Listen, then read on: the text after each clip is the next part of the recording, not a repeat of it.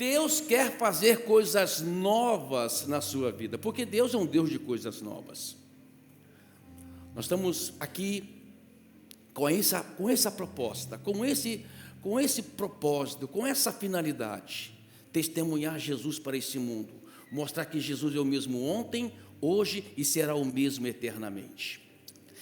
Lá no livro de Atos, no capítulo 2, a partir do versículo 38, depois que Pedro pregou a primeira mensagem, e a mensagem cristocêntrica, Pedro vem e começa a falar para as multidões que estavam ali assistindo, que estavam impactadas com um grande acontecimento que foi a vinda do Espírito Santo no dia do Pentecoste, e Pedro se coloca de pé com os outros 11 apóstolos e começa a pregar a primeira mensagem da história da igreja, ou seja, o surgimento de fato da igreja. E Pedro pregando acerca de Jesus, dos feitos de Jesus, as pessoas ouvindo Pedro pregar, perguntou, depois de ouvir aquela mensagem, de ser impactada com a verdade do Evangelho, de saber que Jesus Cristo é o caminho, a verdade e a vida, e ninguém vem ao Pai senão por meio dele. Eles perguntam, o que faremos, irmãos?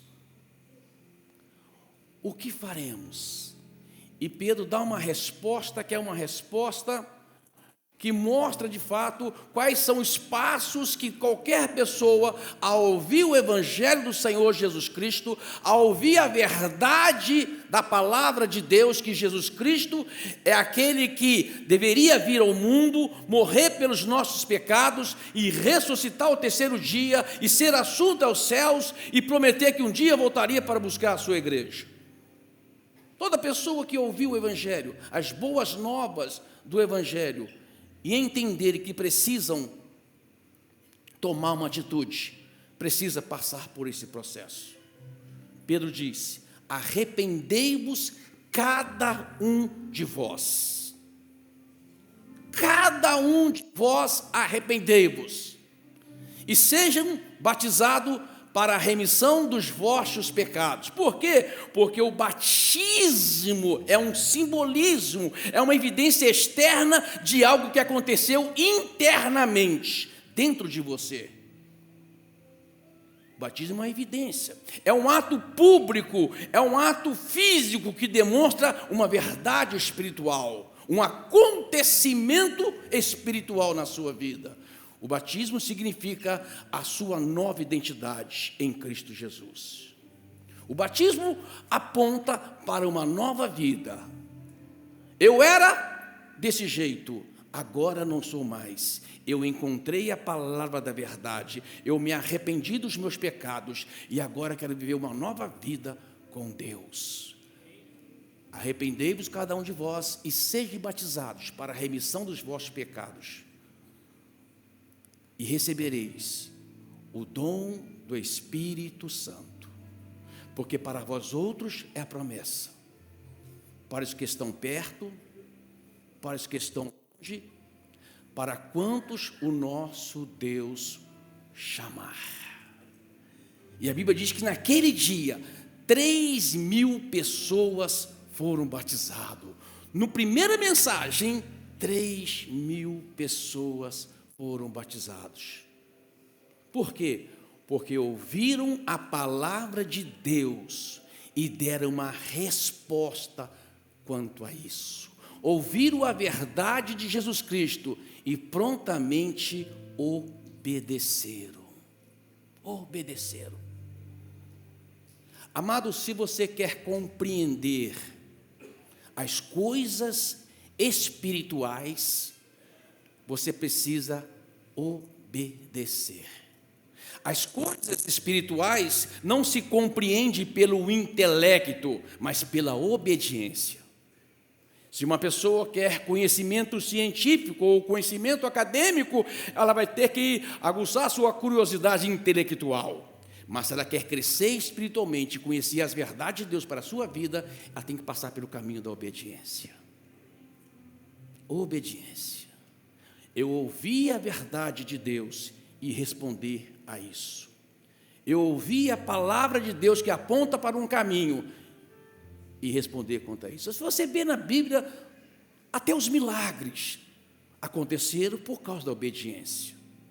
Quando Moisés estava diante do Mar Vermelho e o povo e o exército de Faraó atrás, Moisés diante do mar, não sabendo o que fazer, Deus disse para ele: por que vocês estão olhando para mim, pedindo para mim? Diga ao povo que marche. E Moisés, Deus mandou marchar, e quando marcharam, o mar se abriu. Obediência. Quando Elias, passando por um período de fome, escassez sobre a terra, e depois que Deus mandou ele até um lugar chamado Sarepta, num lugar em Samaria, ele encontrou uma viúva pobre, que só tinha um pouco de farinha e um pouco de azeite, e ela disse: eu vou fazer um pão para mim e para o meu filho, e vamos esperar a morte. Quando Elias encontra aquela mulher, ele diz: faça primeiro para mim um bolo, e depois você vai ter azeite e farinha suficiente para sobreviver toda essa crise que você está passando. E ela obedeceu, e não faltou farinha, e não faltou azeite para aquela mulher. Milagrosamente a provisão veio. A obediência, amado, leva você a ter conhecimento das verdades espirituais. A obediência leva você a atrair os milagres de Deus para a sua vida. A obediência traz a provisão de Deus que você precisa. Obediência. Quando Jesus estava diante do túmulo de Lázaro, amigo de Jesus, que morreu, estava lá Marta e Maria chorando por causa da morte do seu irmão Lázaro. Jesus chega diante daquele túmulo e diz: tirai a pedra. As pessoas não titubearam, não ficaram discutindo, questionando, mas para que tirar a pedra? O cara já está 3 dias morto dentro desse túmulo. Não, obedeceram, e depois de obedecerem, o milagre aconteceu. A obediência atrai o milagre de Deus para a sua vida. A obediência faz com que você compreenda as verdades espirituais, que não se recebe pela mente intelectual, mas pelo espírito disposto a obedecer. Das obediências mais surpreendentes que eu encontro na Bíblia está em João capítulo 9. Depois de Jesus ter passado um tempo de discussão com os fariseus, Jesus saindo, ele encontra um homem cego de nascença. Os discípulos de Jesus chegaram para ele e perguntaram: Senhor, quem pecou? Os pais deste homem ou ele, para que nascera cego? Jesus responde: nem os seus pais pecaram, nem tampouco ele pecou. Isto aconteceu para que se manifeste nele a glória de Deus. Aí Jesus, e o cego não conhecia Jesus, o cego não sabia de Jesus, diferente de Bartimeu, que estava à beira do caminho, que ouvira falar de Jesus, e quando Jesus passou por ali, ele começou a gritar: filho de Davi, tem compaixão de mim, filho de Davi, tem compaixão de mim, e atraiu Jesus por causa da sua eloquência, por causa do seu grito, por causa do seu desespero de alma, e clama por Jesus, e Jesus atende Bartimeu, e pergunta: o que queres que eu te faça? E Bartimeu volta a ver. Bartimeu sabia que era Jesus, mas esse cego de nascença não sabia que era Jesus. Amado, o tamanho da graça de Deus é algo que você não consegue mensurar. A graça de Deus se manifesta num lugar que é improvável. O amor de Deus é derramado num lugar talvez totalmente improvável por nós. Talvez Deus alcance um parente seu, um amigo seu, que você possa considerar assim, esse cara nunca vai abrir o coração para Deus. Essa pessoa nunca vai abrir o coração para Deus. Talvez por causa da dureza de coração que ela tem, porque talvez tenha alcançado tanto sucesso na vida, que o coração está endurecido e acha que o prazer está só nas coisas transitórias, nas coisas efêmeras da vida. Mas o amor de Deus, a graça de Deus, nos impressiona e nos surpreende. Talvez aquela pessoa está lá num profundo lamaçal do pecado, num abismo de alma, num lugar tão profundo de pecados ou de práticas totalmente desagradáveis, que você fala, essa nunca vai ser alcançada por Deus. Mas a graça de Deus, o amor de Deus é algo impressionante. E estava lá o cego, de maneira despretensiosa, sem saber o que ia acontecer, e estava sendo alvo de uma discussão, de um questionamento, mas principalmente alvo da graça e do amor de Deus. Jesus chega perto daquele cego, que nem sabia quem estava perto dele. Se você ler todo o texto, você vai ver isso. Jesus faz um lodo, pega um barro, gospe, nojento, né? Coisa nojenta. Acho que se o cego se enxergasse, ele não ia aceitar aquilo, não. Jesus cuspiu, fez e pá, no olho do cego, e disse para ele, vai ao tanque de Siloé e lava os seus olhos. Siloé significa o enviado. Jesus já estava apontando sobre a sua característica do Messias, o ungido de Deus, o enviado de Deus para salvar esse mundo. Vai lá no tanque de Siloé. Amado, do lugar que ele se encontrava até o tanque de Siloé, eram 800 metros, numa rua totalmente acidentada, cheia de desníveis, pedras, buracos, como eram as ruas daquela época. Ele tinha que descer para chegar no tanque 34 degraus. Imagina, cego. Ele poderia, amado, no meio do caminho dizer, para que eu vou fazer isso? Para que eu vou passar por essa dificuldade? Por que eu tenho que enfrentar esses obstáculos? Por que eu tenho que obedecer esse homem que eu nem sei quem é? Por que eu tenho que atender a este homem que eu nem sei quem é? Mas algo dentro dele dizia, acho que vai valer a pena obedecer. Eu não consigo entender com a minha mente. Se eu pensar, não é racional eu obedecer. Se eu pensar, não vai ser racional eu sair do lugar que eu estou e enfrentar esses 800 metros e descer 34 degraus. Se eu racionar, eu não vou fazer isso. Mas algo dentro de mim, no meu espírito diz, obedeça, que você vai colher o fruto da sua obediência. Obedeça, sem questionar. Obedeça sem racionalizar. Obedeça. É algo espiritual, não é algo intelectual. Obedeça. E ele foi lá. Amado, Jesus poderia instantaneamente curar aquele cego. Poderia, não poderia? Ele ressuscitou morto. Ele fez paralítico andar. Ele limpou os leprosos. Ele fez tantos milagres, ele poderia facilmente, instantaneamente, abrir os olhos daquele cego, mas ele pediu algo para ele fazer. Talvez hoje, queridos, você está aqui e Deus está pedindo algo para você fazer. Dá um passo de fé. Talvez na sua caminhada, os seus 800 metros de vida que você tem pensado em tantos obstáculos, em tantas dificuldades que você tem passado.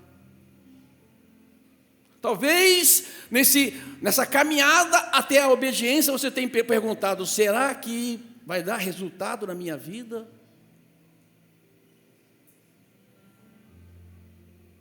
Ele obedeceu. E a Bíblia diz que ele voltou vendo. Aleluia. Imediatamente os fariseus que ali se encontravam ficaram, mas esse homem não era cego? Por que ele está vendo? E aí começou um questionamento, porque foi a cura no sábado, e sempre alguém vai querer tentar criar algum obstáculo, ou tentar de maneira racional, tentar falar com que você não é digno daquilo, você não poderia fazer aquilo, e tentar de todas as formas, e chamar os pais daquele jovem, e falar, ele era cego mesmo, e quem fez ele ver? E eles não quiseram responder, porque estava com medo dos fariseus, né? Porque estavam sendo as pessoas que falavam que Jesus era o Messias, era expulso da sinagoga, e ele não queria falar. Aí falou, pergunta para ele já é grande, ele sabe responder. Aí ele fala assim, eu já falei para vocês, eu encontrei um homem que me botou um lodo nos olhos e mandou um tanque Siloé lavar. Eu fui e voltei vendo. E começar, mas você não podia fazer isso. Ora, esse homem é pecador. Falando, Jesus, esse homem que mandou você fazer isso é pecador. Ele falou assim, a resposta dele foi sensacional. Ele disse assim, se ele é pecador ou não, eu não sei. Eu sei de uma coisa, eu era cego e hoje eu vejo. Eu era cego e hoje eu vejo. E aquele homem saiu dali e encontrou Jesus. Aquele que fez um milagre na vida dele, e disse, agora eu sei quem foi. E se tornou um seguidor de Jesus. Um seguidor de Jesus. O maior presente para essa humanidade, a maior dádiva para essa humanidade, está em João 3,16. Que Deus amou esse mundo de tal maneira, que deu seu Filho unigênito, para que todo aquele que nele crer não pereça, mas tenha a vida eterna. Não tem presente maior para essa humanidade do que Jesus. Não tem valor maior do que Jesus. Jesus é aquele que te dá a paz, mesmo nas piores circunstâncias que você está vivendo. Ele disse, deixo-vos a paz, a minha paz vos dou, não vou-las dou como o mundo a dá. Não turbe o vosso coração e nem se atemorize. Jesus não promete, mas tirar você da confusão. Talvez você está numa confusão aí, né? Pastor, eu estou numa confusão financeira, eu estou com uma confusão no meu casamento, eu estou numa confusão na minha saúde. Jesus, sabe o que ele promete? Entrar nessa confusão com você. Eu vou estar lá dando você paz, e você vai ter a solução do seu problema. Deixa-vos a paz. Eu não dou como o mundo dá. Jesus disse, eu sou o caminho, a verdade e a vida, ninguém vem ao Pai senão por mim. Ele é o caminho que te conduz à salvação. Apocalipse 3:20 diz, eis que estou à porta e bato, se alguém abrir, eu entrarei e cearei com ele e ele comigo. Todas essas questões ou perguntas exigem de nós uma obediência. Entregar ou não entregar a vida para Jesus. Recebê-lo como Senhor e Salvador ou não recebê-lo como Senhor e Salvador.